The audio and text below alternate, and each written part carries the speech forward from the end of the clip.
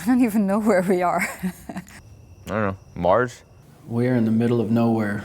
At this point in my freaking recording adventure, I have no idea where I'm at. I think in Audio Hammer Studios, What is this, Sanford? Lake Mary, one of those. Oh, Sanford. Yeah, Sanford. In the middle of nowhere, pretty much in Florida. We're in Audio Hammer's backyard. We are at my house. We are in either a snowboarder's cabin or a serial killer's cabin. We are recording the new Cold Chamber. A Cold Chamber record that is incredible. Had a 13-year break since the last record, so it's kind of monumental for us to actually be doing this.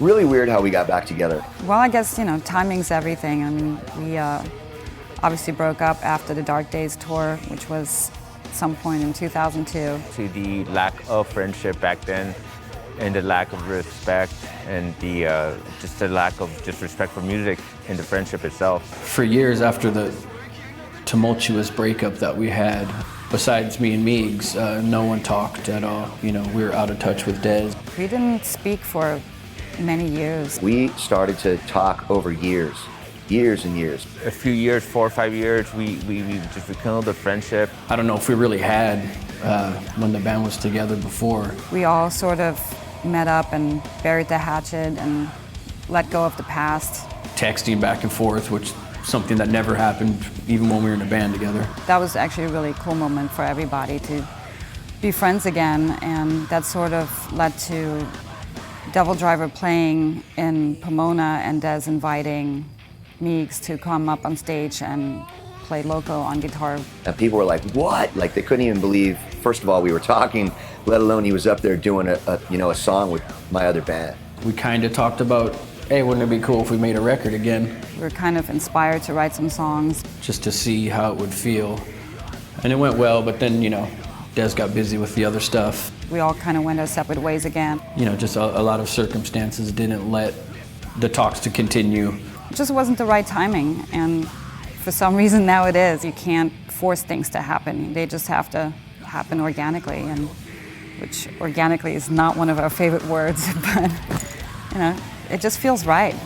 In terms of just being friends again, that's basically the bottom line. If we didn't rekindle that friendship, we would be right back in the same spot we were, with the fighting, and you just get annoyed with people for no reason, and we had to bury the hatchet, so to speak, from the old days.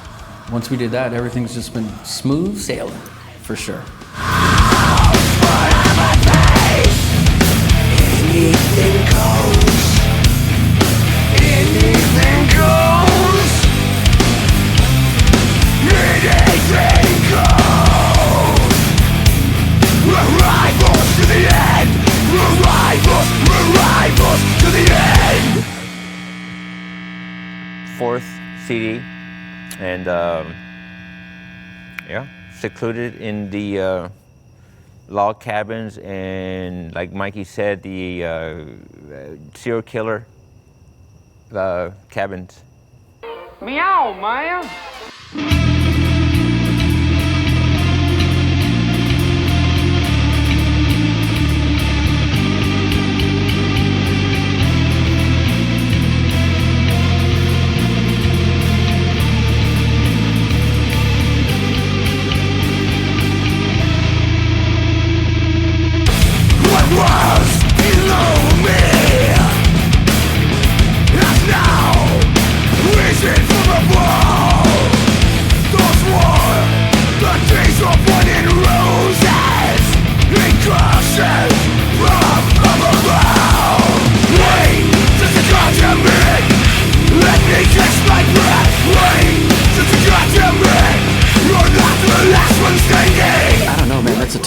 I think, like I said, the friendship thing is a huge part. It's the number one thing for me, is that we can all communicate.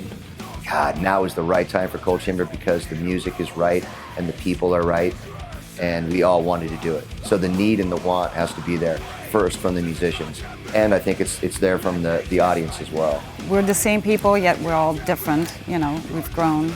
We all have obviously gotten older, and we've gone more mature. They've progressed musically. I've progressed vocally in the way that I write and the way that I sing. So don't expect a throwback record. Don't expect, something that left off from Dark Days, our last record. It's a leap and a jump far beyond that. I think we appreciate each other more. We work with each other differently. So it is the old Cold Chamber, but a new version of it. This is still Cold Chamber. We could write Cold Chamber 20 years ago or 20 years from now, and it's not going to change. We're doing what we do, and we enjoy it. We love it. You got to do what you do naturally. And I think they wrote an entirely different kind of record than they may have written back in the day, and they came with something very different, so I tried to just put my spin on it.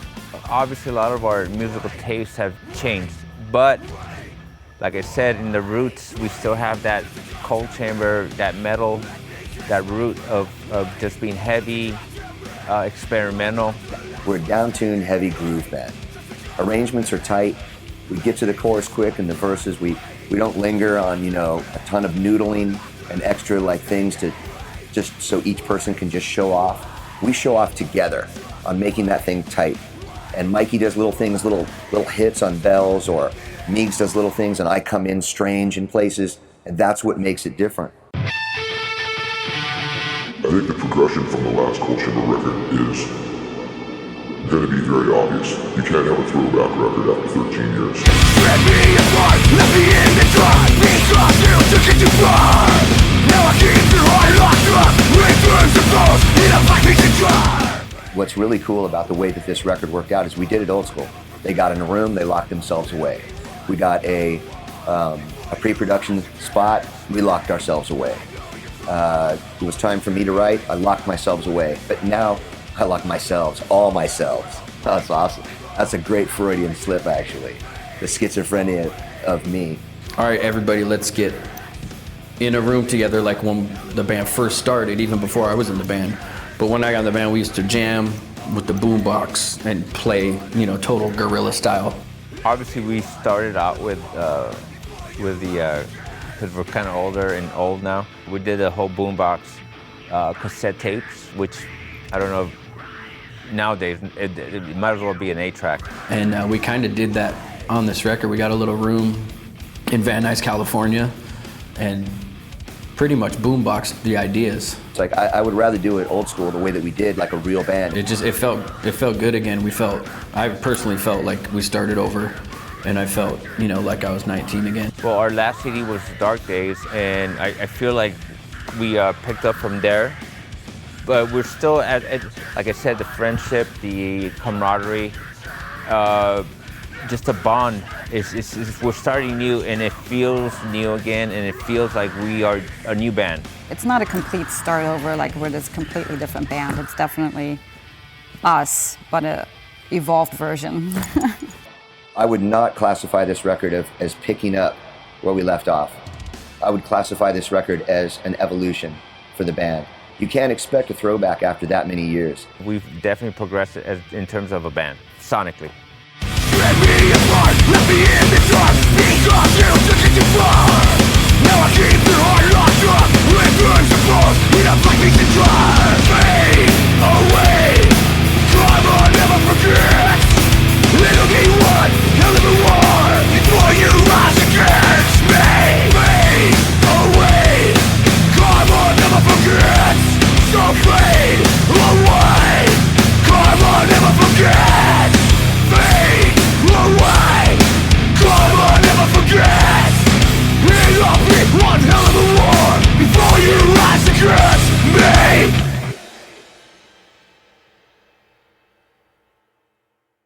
I don't know. It's recording right now. It's recording. Sweet.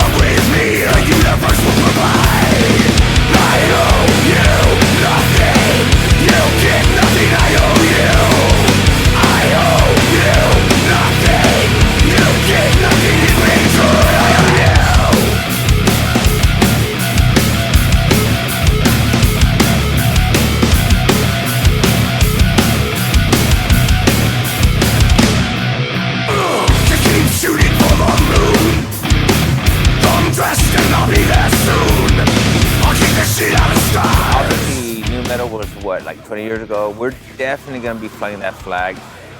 We're proud of it as musicians and what we created with countless other bands. We never aimed to be new metal. I don't think that term was out when we came out. Within nu metal, there were these subgenres.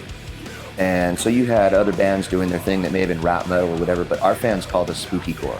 People will call us spooky core, like people just make stuff up. I think every band that was in that era with us and that either continued or didn't continue are, you know, some of my favorite bands for sure. And, you know, a lot of acquaintances of mine and friends of mine are in those bands. Coal Chamber is in the nu metal thing, and, you know, we never wanted to stray away from that. You know, you call us whatever you want.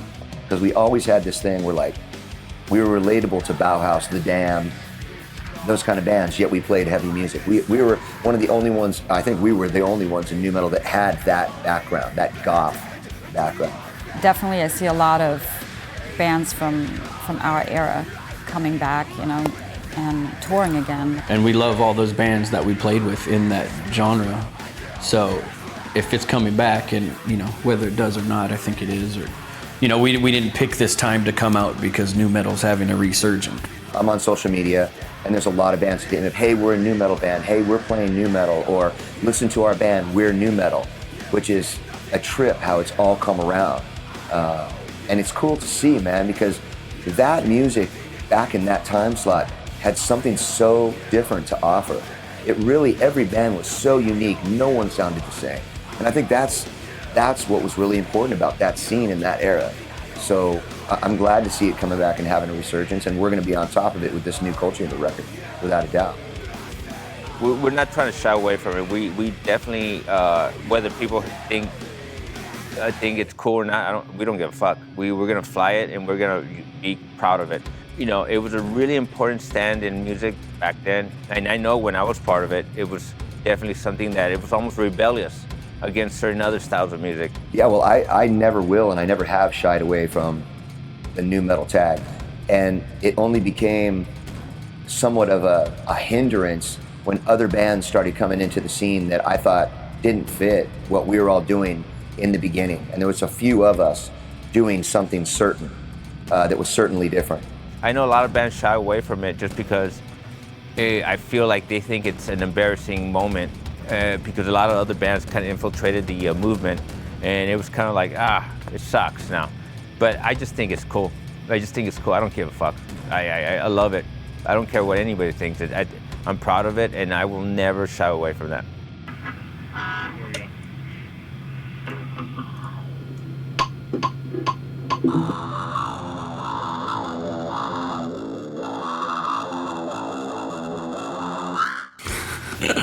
Oh, Mark Lewis. It's just a natural thing I do, and it sucks. You're a natural thing I do. And you suck. These are pretty tight on my ears right now. You're pretty tight on my ears. Well, I've done some records with Dez in the past, but you know, we opened a little bit of dialogue there. You know, just talking about the idea of a Coal Chamber record. Well, I've worked with Mark on several records, and the reason that, I didn't choose him for this project. I let the whole band choose who they wanted to use. Then I Skyped with Meigs and Mikey one day, sitting in the studio. And we just hit it off. We had the same sense of humor. But when we brought Mark in, they immediately vibed with him. So at pre-production, it was like a total vibe, an instant vibe, and they immediately liked him. That's the first thing. You want to like somebody that you work with. Feeling like we had known each other for years was something that really cemented it. I think that was a big part of it. We all immediately kind of, felt comfortable around each other, and that was one of the cool things about this project. Yeah. What do you call that? Fat meat. You're a fat lead. The inclusionist? Yeah, that's a tattoo guy. You're a tattoo guy. Prototype looking thing. Yeah, I know. You're a prototype looking thing, bro. I am. I just love him. As an individual, he's just a great person. There, go right there. Crappy. You're crappy. And easiest producer to work with. You're a nightmare. What's the deal with the process? What? Yeah. There's a lot of knobs. You're a lot of knobs. That's an impressive list. You're an impressive list. Mm-hmm. It was a great experience for me, and it'll continue as well. That's so Star Search. You're Star Search. Really fucking in there. You're really fucking in there. All right. This is gonna be hard for me, but I'll get it. You're gonna be hard for me, bro. What? We've really bonded in being here for like 8 years, it feels. All right, Don Johnson, next take. Double it up, corn cubes. All right, double it up there, corn shit. That should be it there, Pokemon. All right, try it again. Call me Pokemon? Yes, I did. Motherfucker. All right, shit weasel, here we go. Fucking Dick Pissman. All right, give it a shot there, fucking Shakespeare. Tighten up, dude, like in my head. We'll do it again, meditation, Dick, because that was great. We need a couple more of those. All right. Here we go, Bell Dick. I'm gonna call you right now. Hello, Dez. This is Mark. You're done. Fuck off. You ready there, Fart Man? Here you go, Strapman. Stand the fuck up. Come on, Rick Rubin. What? The fuck is going on? Dude, I think he's jacked up on fucking Red Bull. I am too. I'm fucking jacked up on Monster. I'm like, ah! Just his attention to detail is through the roof. Cymbals cut out because you were like fucking like tapping the cymbals like goddamn fucking Martha Stewart. It's been very easy, you know, to work with him. We'll do it real quick, you know, like make it real easy. With that energy, man. Harness that vibe. You guys are fucking not cut out to be in the Olympics. Dude, you're so demanding, and you might as well be Prince. It's all about a very encompassing, loving vibe. Selfish, impatient, insecure, often mistaken, out of control, dismayed, I must say, incinerate. So nothing but good things to say, really. That was right. You just fucking played it with the strength of a fucking... On this next take, I want you to think about all of your pugs having diarrhea at the same time. Aww. Ugh. Fucking Gold Chamber featuring Geddy Lee. What's in here? Bunch of crap. Yeah, probably. Pedalboard's so roomy. Easy to deal with.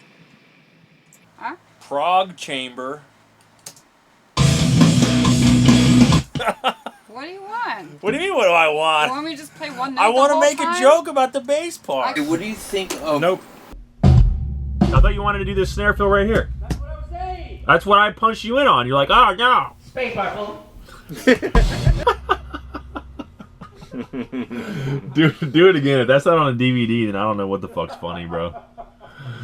It wasn't meant for me to fucking do this shit. These are set for this other thing I got going. This other thing I got going called not making sense. Yeah. No, I'm waiting for the goddamn shit to be done. Wow. You see? Yep. He hits us, by the way. Yeah. He beats us. After that shit's off. Cut. I mean, we spent 4 days doing drum tones, which I've never been a part of anything like that. But the end result is so worth it because, I mean, the drums are first. Everything else is based on those drum tones. So, you know, I was like, if you have to spend a month on it, spend a month on it. Wait until you're happy. Listen, man, I take way too long to get drum tones, bro. Dude, why didn't we just fucking use, like... Superior drummer, bro. Yeah, bro. You know, we spent a couple days, you know, tuning, and I was listening, you know, and the drums were tuned great, and I felt like we had them mic'd right, but there just was something missing. There just wasn't that attitude there that I wanted. Because if you're happy with those sounds right off the bat, you know, it's easier to like everything else. We basically took and ripped every single piece of absorptive material out of the drum room and opened up all the curtains so every piece of wood on the wall was exposed, and took all the couches out and every piece of carpet except the one underneath the kit. Then it started to sound great. We're like, okay, this is really cool. And I was really excited about just how out of control like the room mic sounded and how big the decay was on the snare, and you know, because somebody like Mikey can really drive a room because he hits so hard.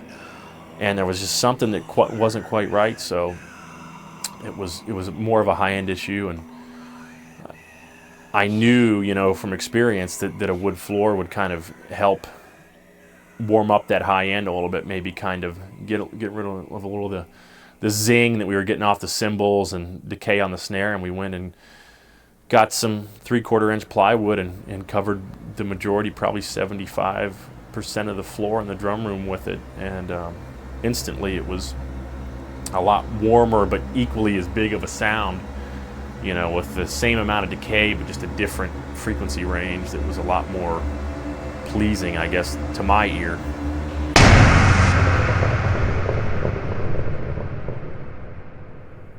You know, I mean, you spend 4 days listening to drums, or 5 days, or however long we spent, and you get crazy about shit like that.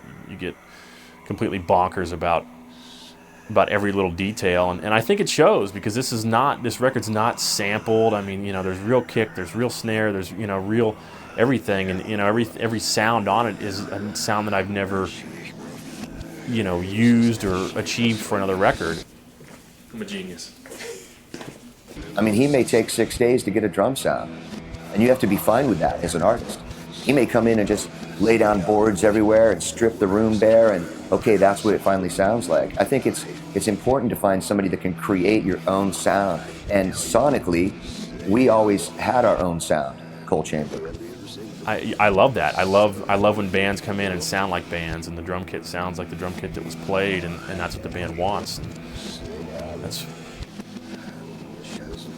I couldn't be more stoked about that. You know, that's the records that I grew up listening to. None of them sounded the same. They all had an identity, and that's what I think makes this special.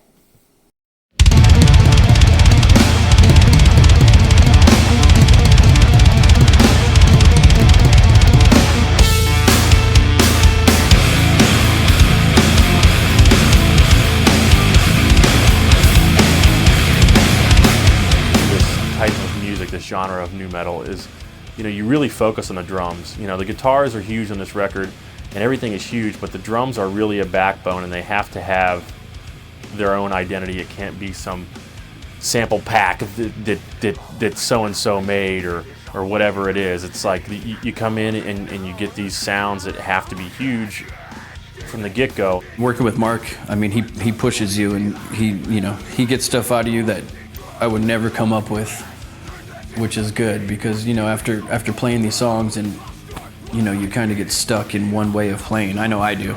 So he pushes the envelope with what you think you can do, which is good. You know, I'm sure there's a lot of producers out there that just press record, and they don't really care. They're there for the paycheck. You know, I've experimented with different drum sets on this record.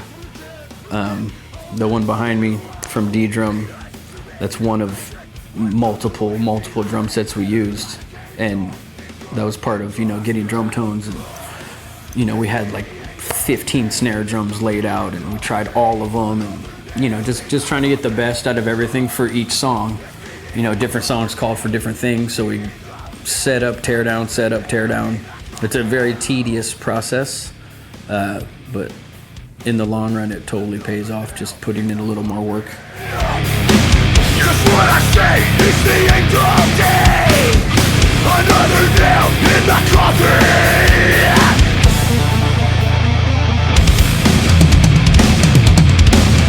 Like the winds of December, each moon, I remember it. Like the winds of December, each moon, I remember.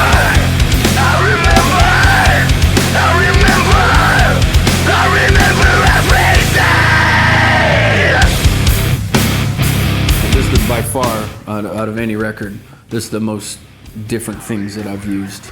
And that's attributed to Mark wanting to get better tones, and, you know, just making the song better as a whole. Like, there's a lot of things on records that you wouldn't know, oh, it's because they changed the drum. We wanted to track this record like as if it was the old way to track, you know, before Pro Tools, and like you had to get everything that you wanted right off the bat, because you can only do so much in the mix. I mean, everything is more lenient now, but we just wanted to focus on getting that stuff set in stone, and I think we did an amazing job at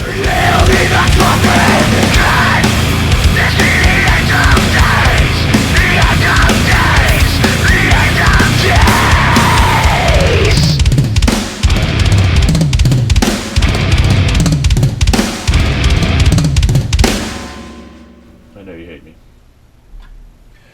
But get hating, because you gotta do it again. He's a good guy, and you know, the sky's the limit for that dude. You know, besides the fact that he eats a lot,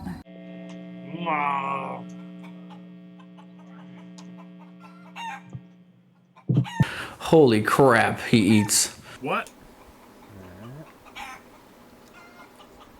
Let me get some chicken and rice. You guys can discuss. You know what where you want to do speed there? it up.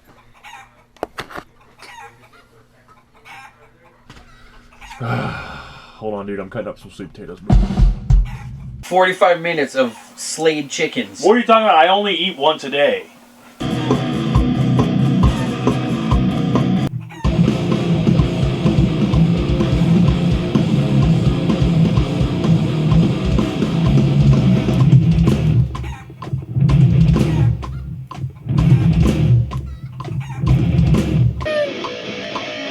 You're not a medieval time fool. Appetizing, bro. It makes me want to eat chicken and yams when I go home.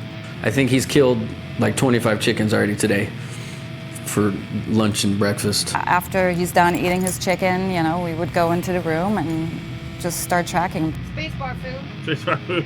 Hi, son. I'll drop a glass just to see it break. I'll watch the sea obliterate. You be the decider. You be the decider. I'll cross the dream, then watch the break. I'll facilitate the need for hate. You be the decider. You be the decider.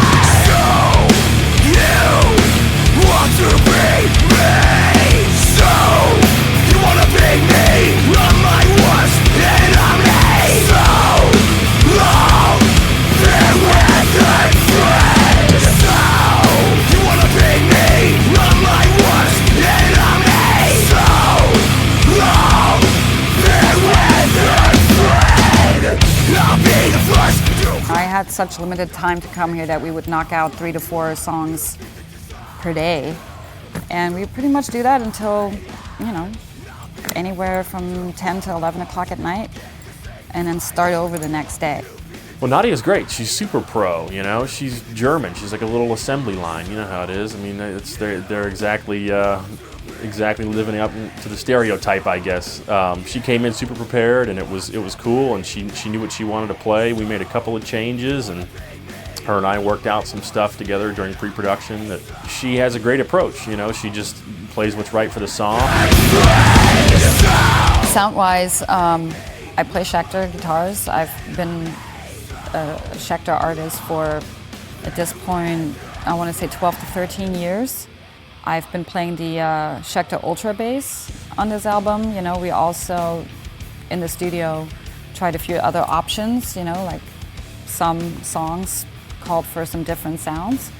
I'm actually recently just switched to a hybrid version of the Hellraiser and the Damien, which is a custom version that Schecter made for me.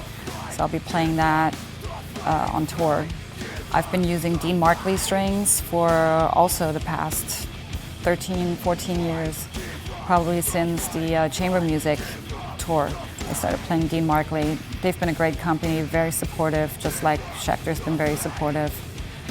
And yeah. I can only hope you fall on your fucking face. So, you wanna be me? I'm my worst enemy. So, long, farewell and friend. So, you wanna be me? I'm my worst enemy. So, long, farewell and friend. So, you wanna be me?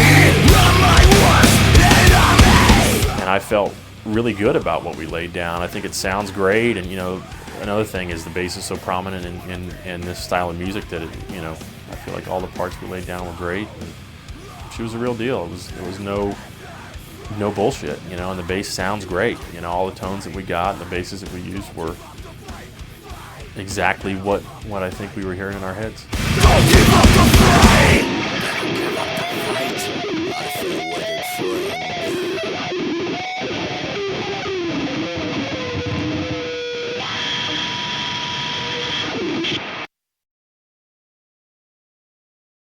me about Effect Week. You mean Effect Year? Boy, you guys are just gonna be fucking Effect Week now, bro? It's supposed to be Effect Day. Oh, dude, that's what that went out the window. I don't know anything about it. I don't. That's like a whole alien world to me, you know? Well, the running joke is that I kept saying, "Oh, we'll do that in Effect Day," but it was Effect Weeks. It felt. Oh yeah, yeah. It's the Effect Day or Effect Week.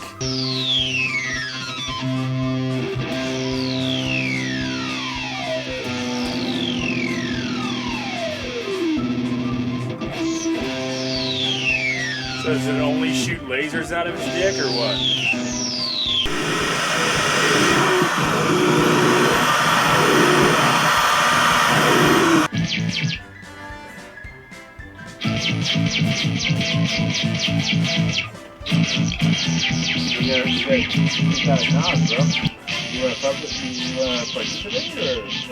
Basically, it's my way of turning the creativity into an all-time high. Man, this cool as fuck, man! There's one thing to like just hone down your riffs, your main riffs, and the rhythm, the chunk, just the meat of the music, and then there's the ear candy. It's the little layers that only Meigs kind of held the key to. You're like, well, what the fuck are we doing with this stupid fucking delay that's making this ridiculous sound, and we fed a $4,000 amplifier through a $200 chaos pad that makes it sound like a fart, you know, and we're like, what? There's nothing like just grabbing pedals that you respect, companies that you respect. He has these little, you know, extra little brush strokes with the effects and these things, and you know, there's so much time of us, you know, with these effects pedals just doing the dumbest shit. This is so stupid. No? This not it? Give me that.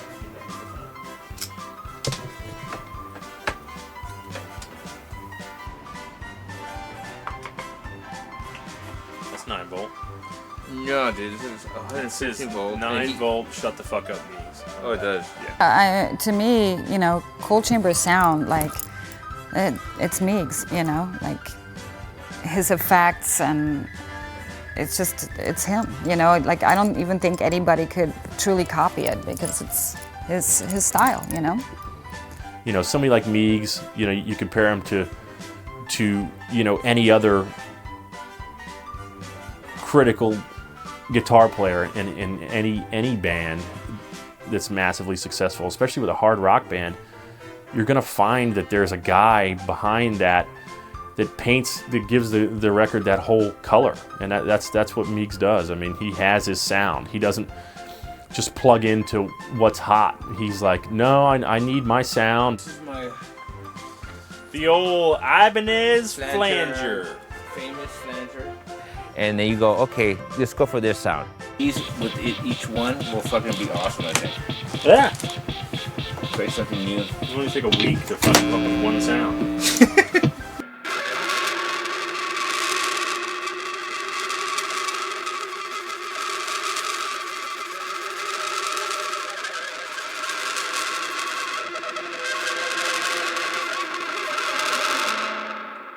And sometimes things are just a surprise, and you do it, and you're like, whoa, that's just way different than what I thought it was gonna sound like. And we're like, what the fuck are we doing right here? And then all of a sudden we have this awesome sound, and it becomes this really cool little layer, you know, in the guitars, or this, you know, it becomes the sound of the pre-chorus before the break that's like makes this whole thing have this huge impact when the chorus hits.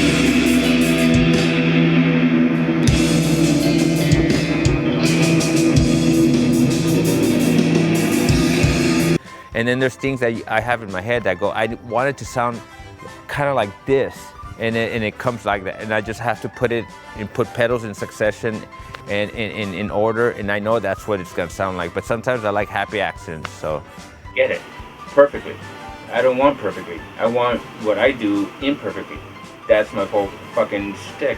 It's so rock and roll, which is what I love. You know, it's not like, oh God, you know, it wasn't a perfect 16th note, or it wasn't a perfect, you know, triplet or whatever, and it has to be in this key or that key. It's like, no, man, what sounds good?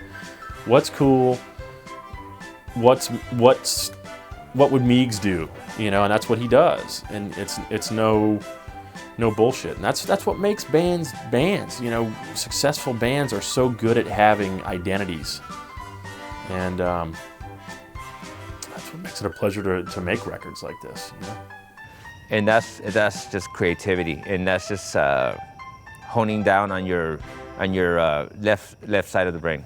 It's the little things that matter, Meigs. Little things. Stop hating on the bass synthesizer. I have no idea what he's doing, but it sounds good. Trying to take it? So, what? You want to do another take Yeah. of it?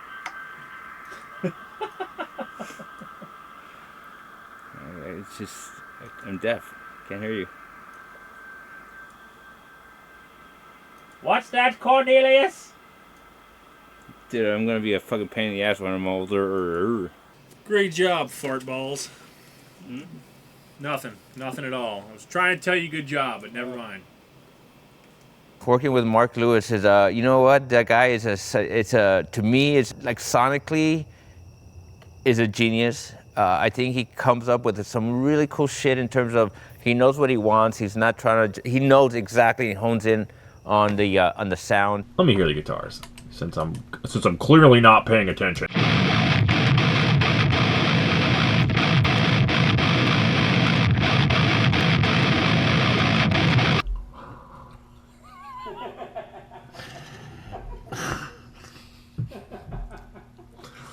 All right, here we go. I'll take time first, Paul. Let's go!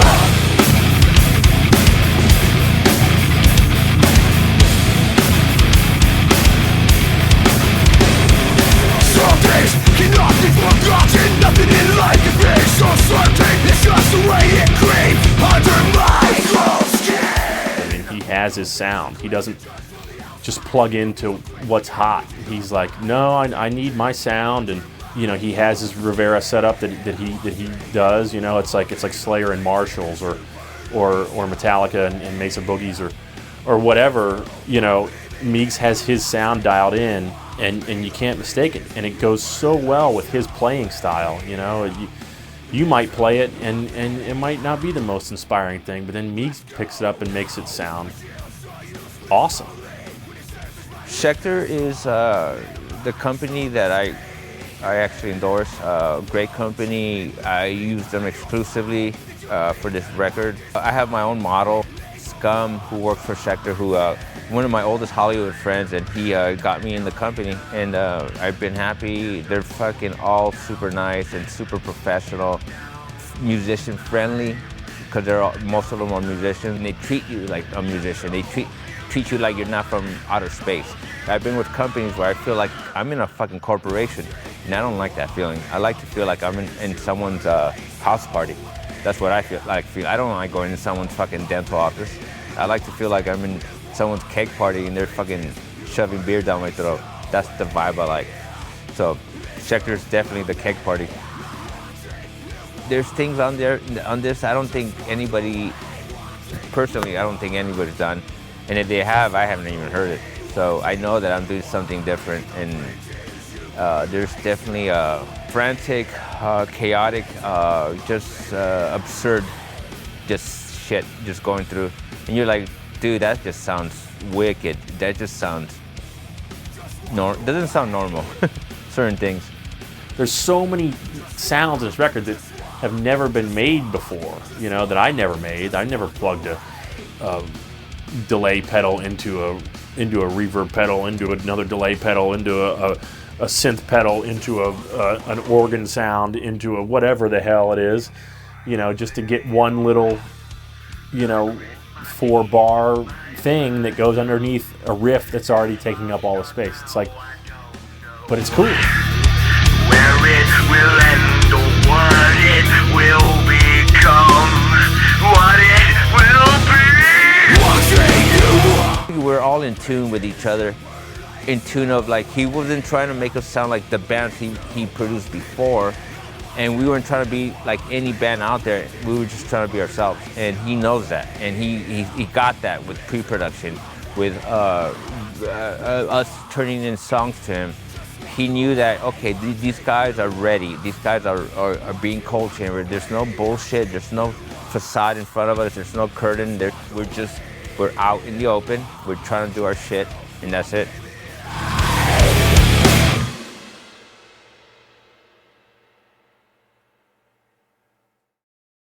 That was sick. Dez is gonna love that. I had an iPhone, and it's got voicemail. So I would be writing a song, I think it's great, and I would just sing it to them, and boom, while they were in the studio with Mark, I would send it off. Next thing you know, you're getting a thumb up, a heart from Mike, Mark going, holy shit, I love that. I would drop that and do it again. And it came to the point where one night I sat down with all my lyrics, and I just sang the whole record, and then sent them the whole record. I said, and I said in a text, I said, now you have the whole record. Like if you can hear through the whispers and shit, so I'm not singing out loud, and you can hear what voices I have in me, you know where this is gonna go. And they were all just like, wow, we got it, we hear it, we get it. So it really did help that way. It is weird getting fucking text from Dez with him whispering fucking. I love it. Vocals and choruses. It's badass. Obviously, we can see the big picture in terms of how his vocal is gonna sound. It's crazy, like writing a record through fucking text almost. Oh, through the what's it called? The voice memo thingy. It's pretty cool. Technology's fucking amazing. Because it's going to cost X amount of dollars to go to a studio, and the budgets are just getting smaller and smaller. So I built a studio in my house, and I got a vocal booth brought in, and it's my own little, that's my man cave. That's where I record. Call the dogs, I call the shots. Can't hold that candle to you now. Caught me off guard, let's clear the air. You haven't got a clue. Never gonna dry, so cut it out. It cuts to the core. I enjoy working there. I think he's in his best headspace there. His best performances I've ever gotten from him have been in that environment. I think we're rolling over my heads now, and there's nothing left of this life. I think we're rolling over my heads now, like there's no tomorrow. Yeah, we had a bunch of different microphones in the room, and I think it's important to do that. So you have one main mic that you're laying everything with, and then I had something called a salt and pepper shaker where you go in and you get kind of strange and weird on it, and then if there's clean tones, which I didn't want a lot of huge clean singing on this thing, but when I did clean, which I did a lot of on the record, you want it to have some distortion, some element of, some sonic element of scary, something different. A lot of different cool microphones and tools to use. We typically would just put, Dez would, put himself in front of an SM7, and we had agreed for many years. I mean, since 2006 we've been working together. That was the mic that he was on, and that we thought sounded best for him.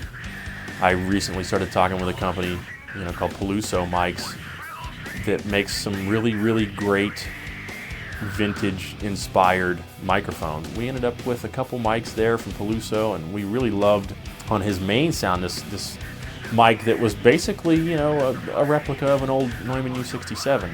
And then we had these other mics. We had this really cool mic called a Wassaphone, which is like just a very lo-fi mic that was actually inside of an old salt and pepper shaker. It's a company based out of England.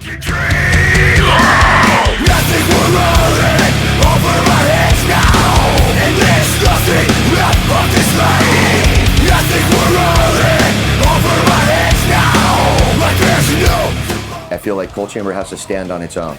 I cannot do what I do in my other band whatsoever. Yet it's going to sound like me. So if you're familiar with what else I'm doing outside of Cold Chamber, it's going to sound like me. But there's going to be so many more different voices and nuances and tones that I'm using that I don't use in my other projects. So you have to separate them completely. And it is schizophrenia in a way where if you mix them, the fan base will hear that, and I don't know if it'll take so well. So like I say, it's going to be a heavier record than what you're used to probably for Cold Chamber because of what I've done the last 13 years. but I also backed off in the way that I'm using different tones, different voices, and different head spaces in order to achieve what Coal Chamber would have been if we would have stayed together and kept the evolution going up till now. When we were putting microphones through overdrive pedals, and I was intentionally clipping the digital converters just to make it sound crazy. I mean, it comes in on a waveform, it's just totally blocked off and fucked up sounding, and or just compressing it just to oblivion, like completely destroying the signal and making it sound cool. That's sick. Killing it. Yeah, it's good. That's why I don't work with anybody else but you. Everyone can suck my dick. I won't work with anybody else but Mark, so I'll probably be working with Mark for the rest of my life, to tell you the truth. This song's in the pocket, huh? Yeah. Done. There we go now, we're talking, my friend. It's incredible when your heroes not only become your friends over years, but when they don't disappoint. I'm just visiting. Al Jourgensen. When a guy like that's a total legend comes in with no ego, totally humble. He came in, he gave me a bracelet that scratched my name in it, Des, today, and wrote the date that we sang together. I mean, it was just a pleasure, man. We had dinner together. Watching him track was incredible. Watching him bring in his things and do his vocals and become, like, you could hear Al from Ministry right there in your own studio. Oh, it was totally surreal. It was a trip. The guy is awesome. He was completely hilarious. I mean, everybody was hilarious, but I mean, Al is a very unique personality. Now this is how I like to sound when I wake up and have tea in the morning. Hello, neighbors. Hello, raccoons. Hello, motherfuckers that left droppings all over my goddamn porch and tipped over my garbage, you motherfuckers. This is what I want to sound like in the morning, kind of like a mosque, only at Burbank, and only dealing with wild vermin instead of some goddamn ideology. Hola. Suffer in silence!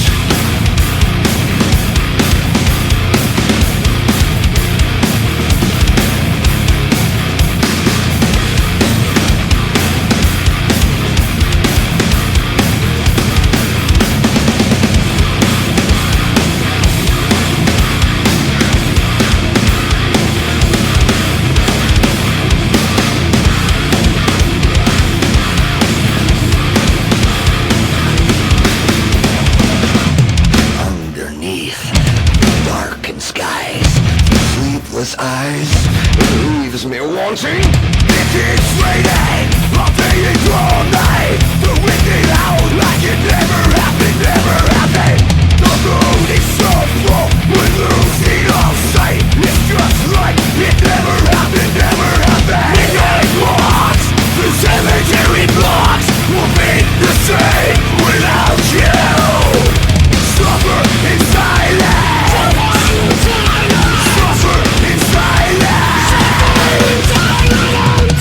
Hell is empty, the devil is here. With you beside me, it leaves me wanting. Just not this midnight, just doesn't feel right. Something scared, be forgotten. The wind screams your name, it cries it in vain. It's just like it never happened. I remember Meegs walking in, watching him lay a track right when they came to my house, and walking out of the door and just looking at me with his eyes, he was just going, holy fuck. It was like, yeah, that's Al, he's tracking on our record.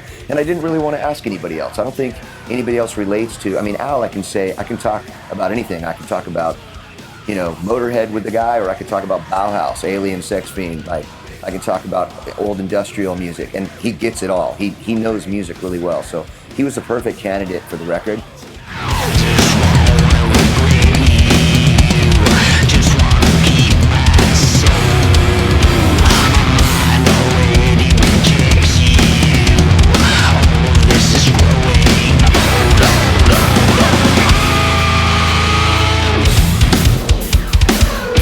And he really made the song that he's on, man. So I'm pleased, man. I'm filled with humility that he was on our record.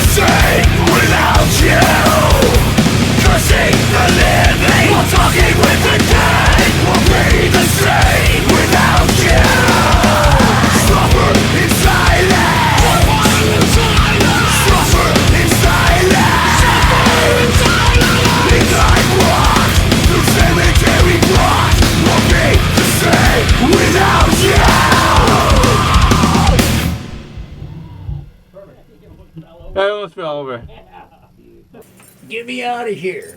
I gotta hear my own singing. I'd rather hear my own drinking. God, I'm the same way. Sorry. No. Go. That's why you pay people to listen to your shit. Come over here, me. Wait, hold it. Jesus Christ, I'm being attacked by Dez's headphone double. Hey, it's a small room. Hey, You have this on there, right? That's crazy. Working with Al on Suffer in Silence was an honor. I mean, the guy, you know, somebody I grew up listening to, and you know, it's times like that you're like, man, you know, do I really do this for a living? I'm sitting here working with this guy that's you know, a legend in metal and a legend in, you know, basically helped pioneer a genre. I gotta get some water. I forgot water. I'm dying here. I got waters. What do you want me Don't to... die on me, you big huggabaloo. Huggabaloo. What do you want me to load up? That's like a wordle. Yeah. Dude, that could be summer. I love that shit.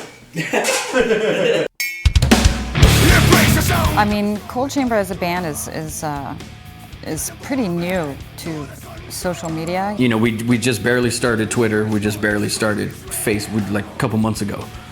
It's important. It gets people out there. I embrace social media because I'm extremely private. I have a handful of friends. I really don't go out. I don't do the nightclub scene. I don't do the backstage thing. I'm just, you know, socially awkward. So it's cool for me to get on Twitter and talk to people. It's apparently obvious that social media is a definite. It's been in our cultures, especially the new generation, in terms of just things just being delivered quickly. It's no longer mailing things on the mail through post office. It's now like everything's electronic. And I think you said it best, Tommy, in the studio. It's like you used to have to wait 30 days. The news was always 30 days late because it came in a magazine, you know? And now it's instant. It's instant gratification. It's, hey, we just posted a song. Do you like it? Holy shit. Everyone loves it. There's one person who doesn't, and he don't get it. In this life, regret nothing. Be like strong. In this life, everything I have. It's what you've always wanted. Everything you do keeps coming on, empty-handed. Social media to me, I relate it. It's the equivalent of back in the day you would stand outside a club with a backpack and pass out your flyer to your show. It's the same thing to me. We were actually walking up and down Sunset Boulevard handing out flyers for our shows.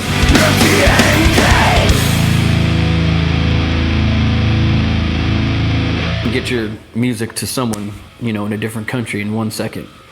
So it's a good avenue. People can see your shows that they can't get to, different places. It's a great thing. We hadn't capitalized. We broke up before all that started booming, and yeah, now that we're in that fucking in that era, we're taking advantage of it. Give it away, don't give it away, don't give it away so easily. Don't give it. But you know, it's a better way to connect. It makes bands way more personal. Hey, what's up? Oh, hey, how are you doing? You're talking to me, yeah. And I would have loved that when I was young.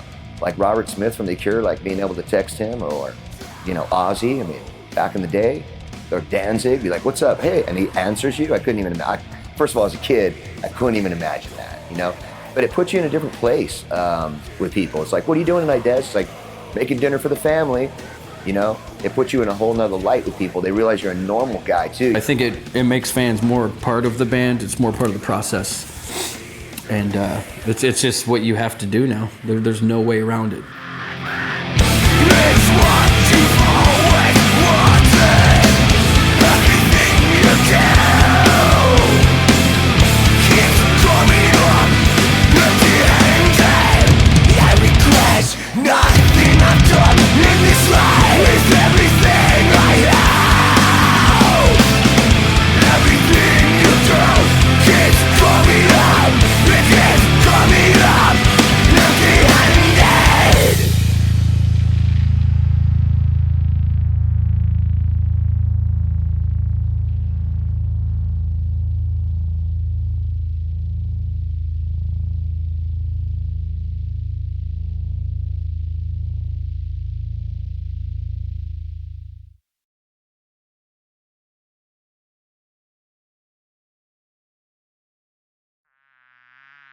Closing that door, Tommy, I saw skeeters coming in. Oh, there's so many mosquitoes. They're biting me right now. Literally. It's, You know what I can do? Yeah. Oh, that shit Is God damn that mosquito. These fucking mosquitoes. Dude, I put bug spray today. And it still bit me.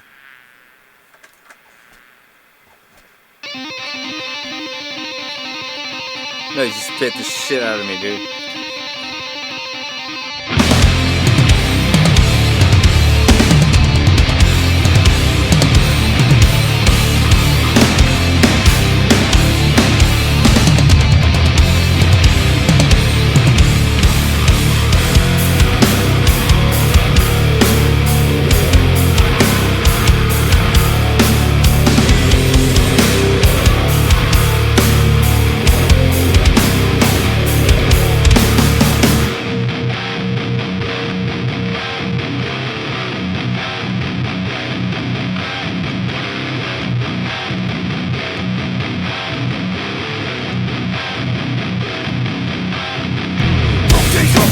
I don't need offense. It's just the truth, there's no process you see. It's what gets by me that makes me lose my mind. I even called you a friend casually. Poison in your heart and it's your mind. The fans blow me away. Like when we, like especially when we did the States, you know, with Seven Dust, a co-headlining deal with Seven Dust last year. Well, 13 years off? I'm not sticking with anybody for 13 years, you know? I don't know how many people like bands after them not doing anything for that long.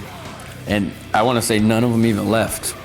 The diversity of Cold Chamber fans is unreal. It's like 14, 15-year-old kids outside the bus to, you know, 35, 40-year-old dude bringing his, 10, 12, 15-year-old kid going, I was a huge fan of you. You know, I think it's killer. These people have been waiting for such a long time, and are so excited for this album to come out. The reaction's been insane. So it's a great feeling, and we're very appreciative of our fans. That's what's making all this happen. The fans that have stuck with us, thank you so much. It means a great deal. I mean, from my heart, it's the most humbling experience of my life. I can't wait to tour these new songs. We haven't had a new song in so long. I love playing Loco. Favorite song ever, but I've played that song 5,000 times, which I'm still gonna have to play because we'll never take that song out of the set. But just to have new material on tour, it's gonna make us brand new again. We're just gonna go on a non-stop world tour. We're just gonna put it out, shove it in people's faces, and put it out there, and just make sure people listen to it. And very proud of it. And I know the musical climate has changed a lot in recent years, and well, we're just gonna put it out there, and what's good is good, If you put out good shit, I think people will listen to it. If it sucks, it sucks, but I know it doesn't suck, and I'm very happy with it. The whole goal was to make the record as big and nasty and raw as possible, and say, hey, this is Cold Chamber at on 11 or at 100 million miles an hour, and I think we achieved that. Just even count the scars, nothing downs the sorrow. All the damned is not over, I'll be down. Nothing downs the sorrow. This is a bad blood. The flows between us, the flows between us. Turning the other cheek, just even count the scars. Nothing downs the sorrow.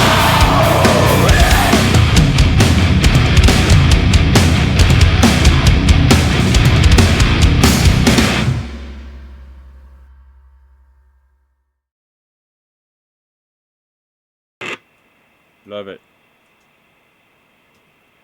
You know what else I love? Florida!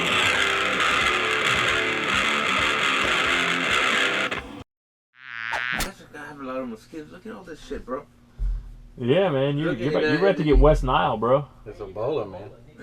Ebola, and all over. Oh, dude, I miss you. Meeks is about to get Ebola. Ebola. Everywhere I go, these mosquitoes attack me, bro. I must have. Ebola. There's be a fucking mosquito on your cover, dude. So stupid. I'm not gonna miss is the fucking mosquitoes. I wish there was mosquito vision, because there's a billion fucking mosquitoes on my fucking ass right now. And if I had a fucking fly swatter for all these fuck faces, I swear to God, I'm so over it. I hate the mosquitoes. But I love Florida. Please get me out of Florida. I want to go home and see my kid. But no, we're just excited to get a new record out, man. It's been a long time coming. I told Meigs the other night, I said, it's my privilege to sing to this music, and it's even a bigger privilege for me to have people hear what we have done together after 13 years. I mean, it's an incredible record, and I hope people just love it. We put our heart and soul into it. There was no just like, let's get this done. It is from the heart, and it is visceral and vicious and to the point, and I think you guys are gonna love it, and thanks for sticking with us. I've had a blast coming out here to Florida, tracking here, you know, and it's just, you know, we hope to see everybody on tour and get to meet all our fans. You know, it sounded so cheesy. Oh my God.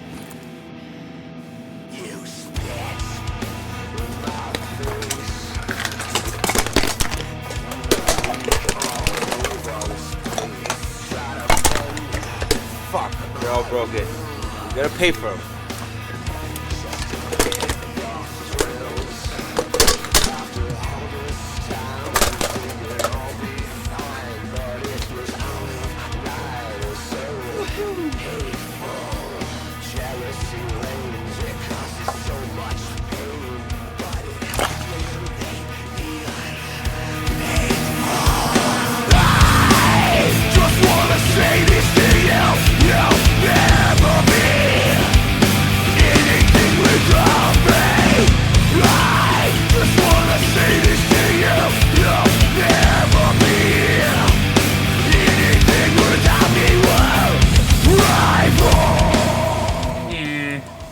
I mean, it doesn't try it. It's just, I'm not feeling that. Idea. Even that's not very well. What if I did the kicks and just You go. one hit?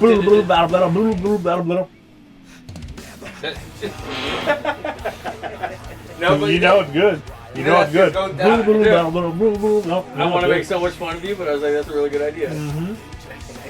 Wait, how'd it go? That's what I'm here to do. Shifu. Is the LA coming to Florida, bro? Fucking Cholo Chamber. That's a Cholo Chamber.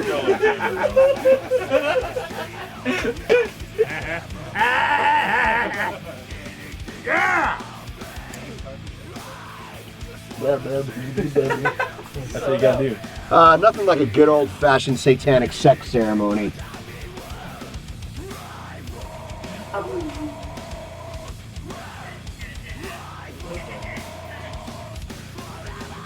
Chasing the vibe dragon, man.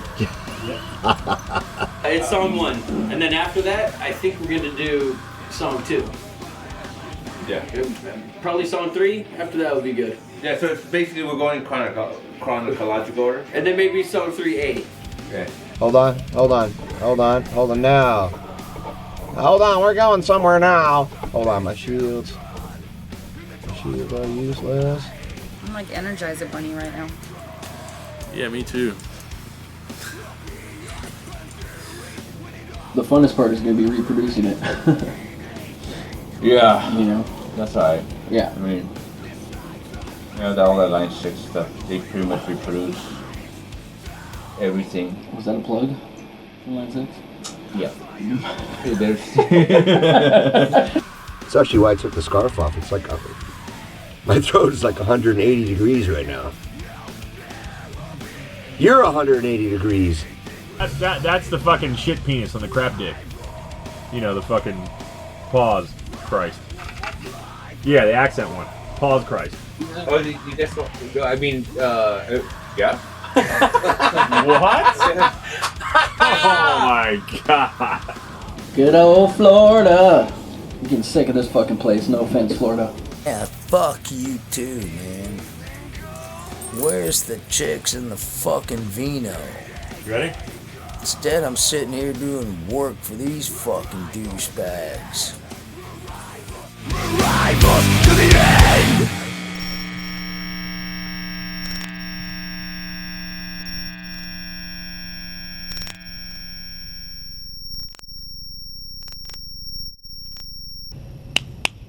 Mosquitoes, bye-bye. Bye-bye, Florida. Woo! Yeah.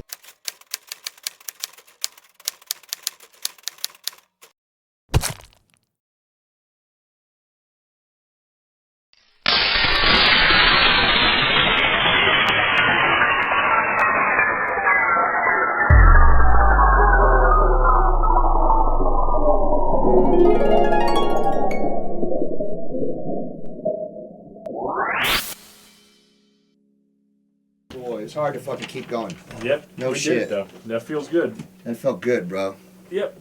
Love it. Killer record. Hey, fucking love ya. Killer, love you. Killer record.